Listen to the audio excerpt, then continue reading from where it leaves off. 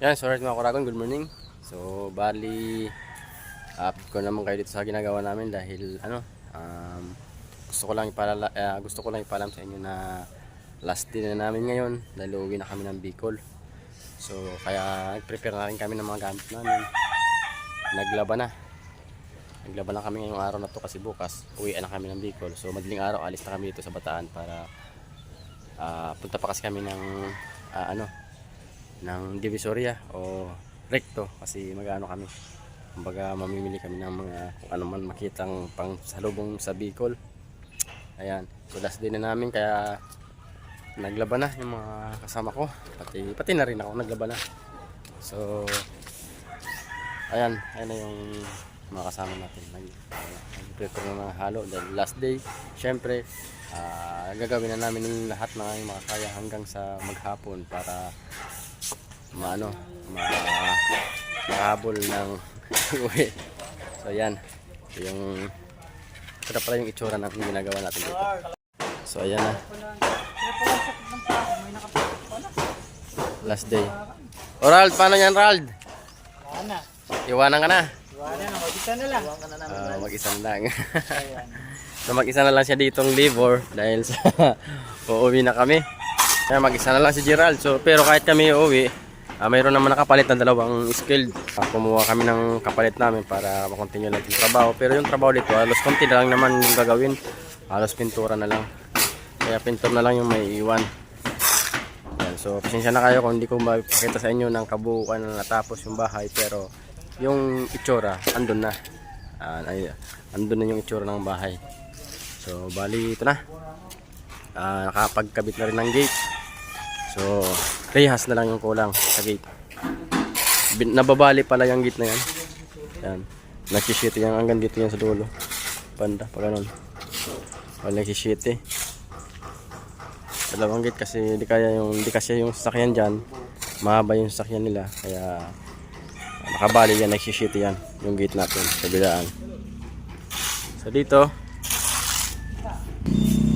dito naman ayan, naikabit na rin nila yung gate dito sa may entrance natin sa may gate. Yan, naikabit na. Tapos yung rail, yung bakod, naikabit na rin nila. Ayan, yung tubular 2x1. Tapos yung pang nila 2x4. Ito na yung itsura ng bahay. Ayan yung pinaka-itsura ng bahay. Yan. So kulay na lang ang kulang yun. Bali okay na yan. So konting retouch tapos na. So at least di naman namin nabitin yung trabaho na dahil may kapalit naman kami na dalawa. Yan. Kumbaga pintura na lang yung kulang. Magpapakulay na lang dito, pintura. So pasensya na kayo sa mga nag-aabang sa akin dyan na gustong makita yung katapusan ng ating ginawang bahay. So pasensya na dahil kailangan umuwi bago magbagong taon para makapagbagong taon tayo sa Bicol.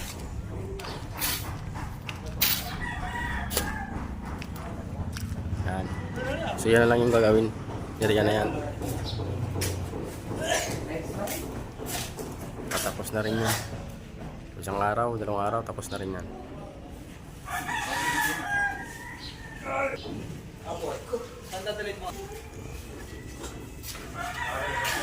Lipat-lipat ng tiles.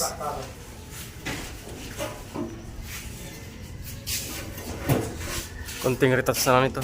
Sabitin, yan lang ang kulang sa ating trabaho dito na iiwanan. Stone design. Tapos ito na baba. So yan lang naman mga konti-konting maiiwanan namin. Tapos yung dito di pa napag kung anong nilalagay, kung tiles o favels. Tapos yung dito di pa rin na kung tiles o favels kasi ito na yung maiiwan lang namin na trabaho.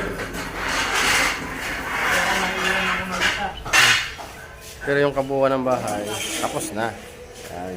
Yung kagandahan doon iwanan natin tapos yung loob para may nakitaan na.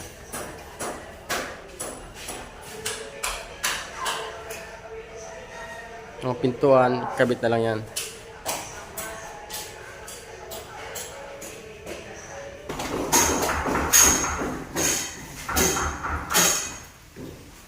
So tapos na rin yung pintuan. So kulay na lang kulang. Halos ng pintuan na ikabit na rin natin. Yung bintana na ikabit na. Nakasa na. Pati yung ilaw. Lahat na naikasa. So wala nang pintura na lang yung kulang sa loob. Pintura nang kulang dito sa loob. Halos naikasa na lahat dahil yun nga, sabi ko, patapos na. Yung ilaw natin, okay. Ayan. Wow. Hop. Yan. Nag-iiba-iba yan. Nag-iiba-iba yung kulay niya. Tapos na. Dahil tapos na, uwi na.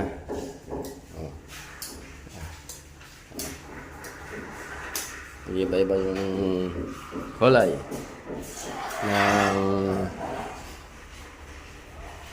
mga ilaw. So may share tayo. Ayan, nag-iba-iba.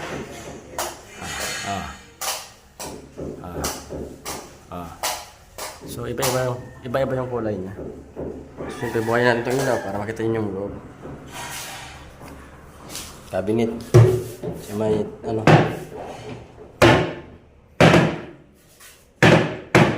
patong na lang ito yung baul, lababo.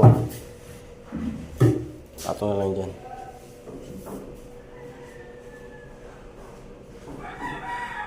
Okay na, wala na tayong problema dito.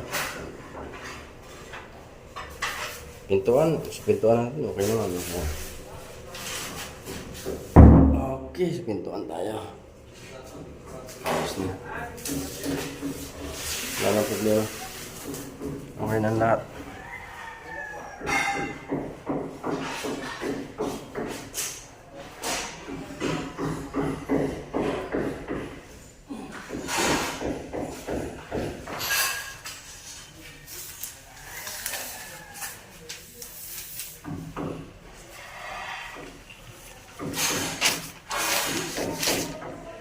Cabinet, okay naman yung cabinet. So, wala na, konti na lang yung kulang natin dito.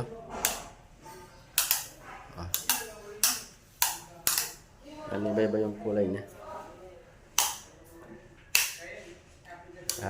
Ayan.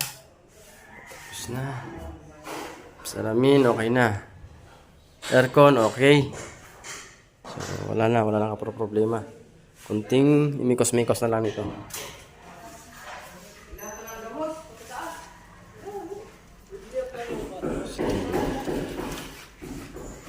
Okay na yung sliding natin. Ayan. So ito na lang yung maiiwanan namin dito trabaho, pero 2 araw lang yung ginawa. Ayan. So yan na yung nagawa natin. Pinahabol kasi namin para bago kami umuwi. May natapos na. So ang papagawa natin, ay gul, malugad gul. Baka mabagsak ang kamukhaan. So ang gagawin na lang natin, yan, papalastirin na natin ngayon maghapon. So subukan nila kung hanggang saan yung natapos bago iwanan. So yung may iwan dito, yung na lang na pumalit sa amin na mga maso na papalit na may darating pa. Yun na yung nito, mga kukontinyo ng trabaho.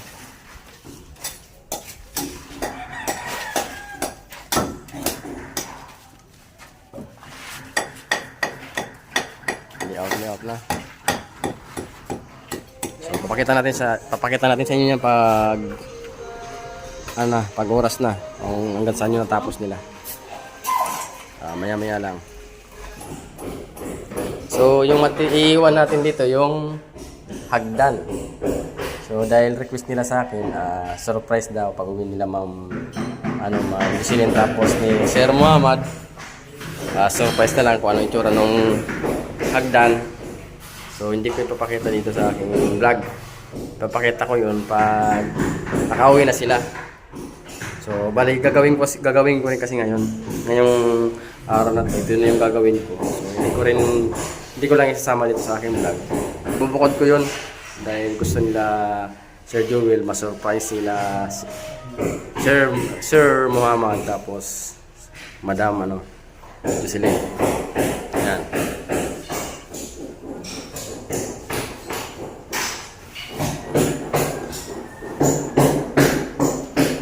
So yan, bali magpintura na sila. Umpisa na nila yung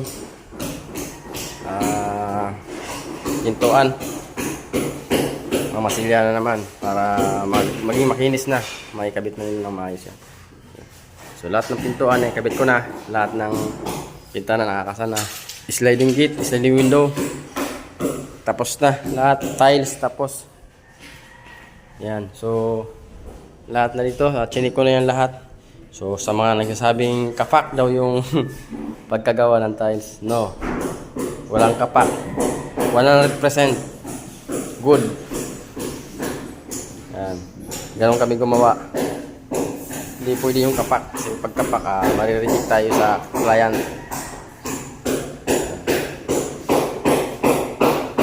So, okay na. Yan. Sa gusto mong pagawa ng bahay, comment below dito sa ating YouTube channel, pati Facebook page natin. So, comment lang kayo doon at nang pag-usapan natin. Yan.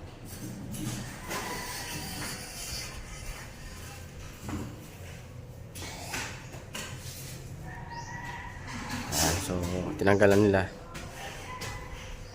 dito.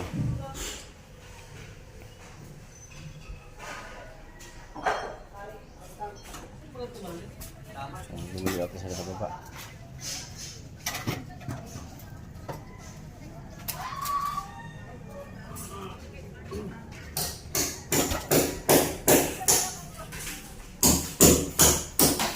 Tapos dito, yung CR pala dito malaki.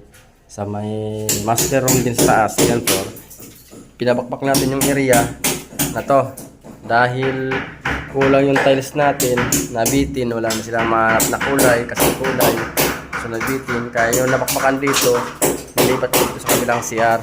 Ipinakabit ko para mabulang yung isang CR. So pinabakbak natin, tapos ito yung kulay niya. Yan. So, yung nabakbakan na iba, nilipat natin dito sa kabila. So, dito ko inilipat. Para mapula.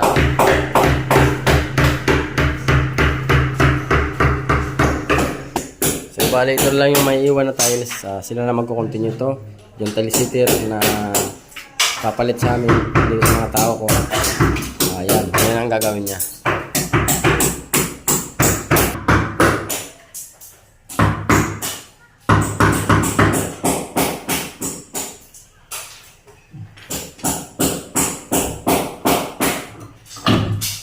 Okay, tinanggal na para pinturahan lang kasi nila yan.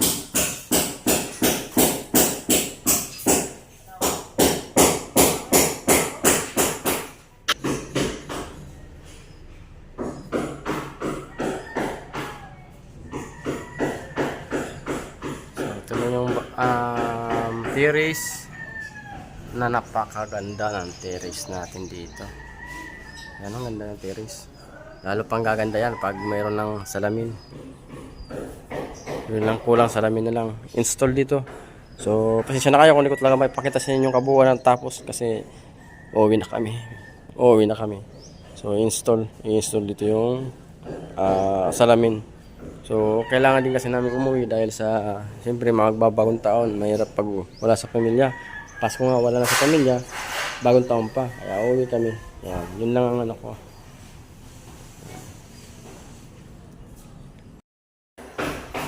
So, ayan. Dahil uuwi tayo, siyempre, nagawin ko yung best ko para matapos na yung gagawin natin na dito. Para, okay ang buto-buto.